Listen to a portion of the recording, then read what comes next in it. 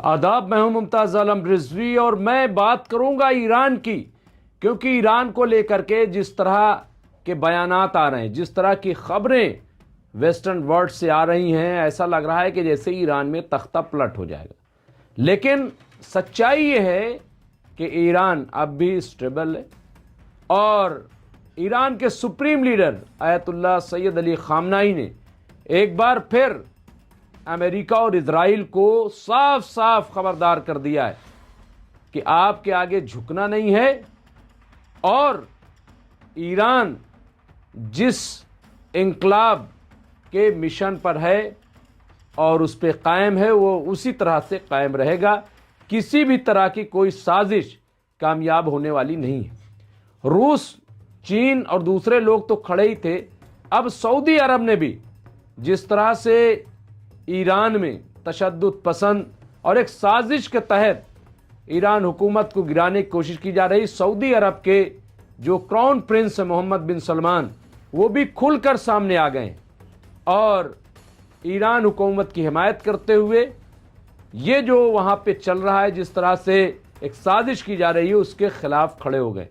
इससे आप अंदाज़ा लगाइए कि जो ईरान की पॉलिसी है, खारजा पॉलिसी, वो कितनी कामयाब है।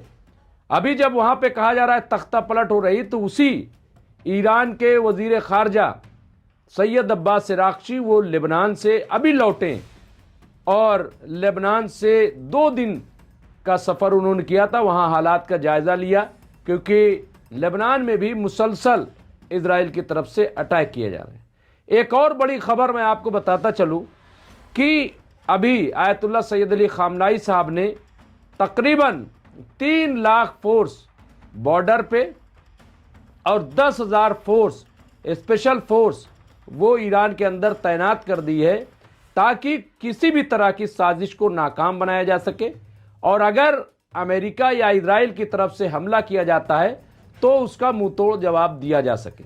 इसके अलावा जिस तरह से तशद्दुद में ईरान के कुछ फौजी शहीद हुए, तो उनको खराज अकीदत पेश करने के लिए अब ईरान के अवाम सड़कों पे हैं। लाखों लाख की तादाद, चाहे वो मशहद हो, कुम हो, अस्फहान हो, तेहरान हो, तमाम आप देखें लोग अब मैदान में निकल करके आए हैं और सरकार के साथ शीशा पिलाई हुई दीवार की तरह वो खड़े हो गए। इससे आप अंदाज़ा लगाइए। और एक और रिपोर्ट जो आई है, CIA की रिपोर्ट, वो आप देखिए तमाम चल रही है। उसने साफ कह दिया है कि फिलहाल ईरान में तख्ता पलट नहीं हो सकता। अब जो अमेरिका के सदर डोनाल्ड ट्रंप, ये सोर्स से खबर आई है कि उनका ये कहना था कि जब प्रोटेस्ट जो है वो अपने शबाब पर पहुंच जाएगा तब हम अटैक करेंगे। मतलब ये कौन सी साजिश है, किस तरह की साजिश है और क्यों हर जगह अमेरिका हुकूमत चाहता है, क्यों हर जगह चाहता है कि उसी के गुलाम रहें।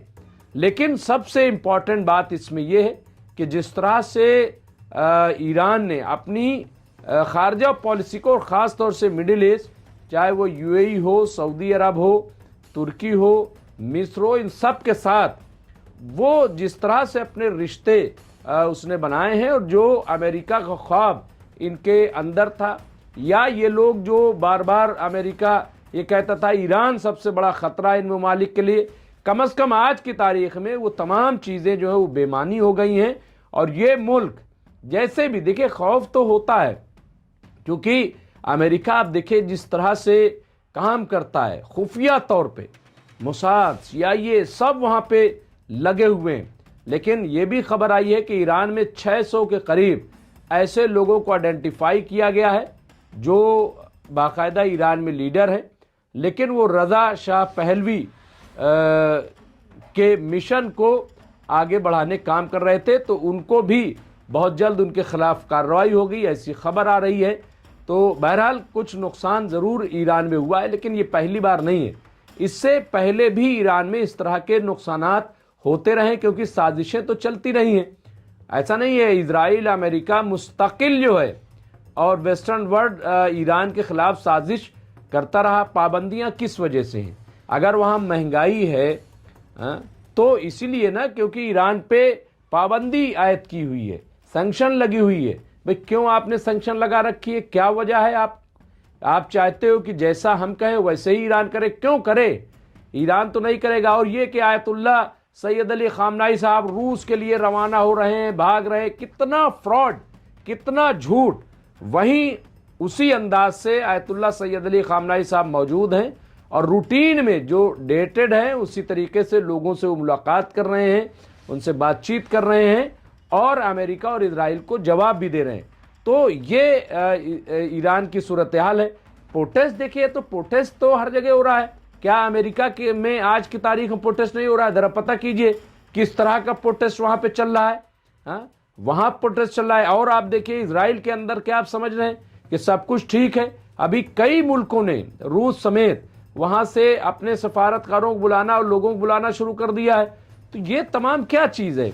इसलिए एक प्रोपगंडा जिस तरह से किया जा रहा है ईरान के खिलाफ, लेकिन ईरान जो है वो झुकने वाला नहीं है, ऐसा दिखाई दे रहा है कि वहाँ पे कुछ नहीं। और इनको दुश्मनी सिर्फ ये है ईरान से कि ईरान, देखिए जो वहाँ पे तहरीक चली थी, इंकलाब ईरान तहरीक, वो उसी पे वो कायम है और वहाँ पे हक की बात होती है, सबको हिस्सेदारी की बात होती है। जहाँ तक हिजाब का ताल्लुक़ है तो वहाँ पे उन्होंने एक जो दीन में हिजाब का मतलब ये नहीं कि वहाँ पे मैंने कई बार ये बात कही कि वहाँ रेसलिंग भी लड़कियाँ कर रही हैं, पायलट भी बन रही हैं, तमाम दफातर में नौकरियाँ कर रही हैं। वो हर फील्ड में, क्रिकेट से लेकर फुटबॉल से लेकर के बॉक्सिंग से लेकर के सारे खेल में भी उनकी हिस्सेदारी है। तो इसलिए ईरान को बिला वजह ये कहना है कि साहब हिजाब कहीं किसी बात की रुकावट नहीं है।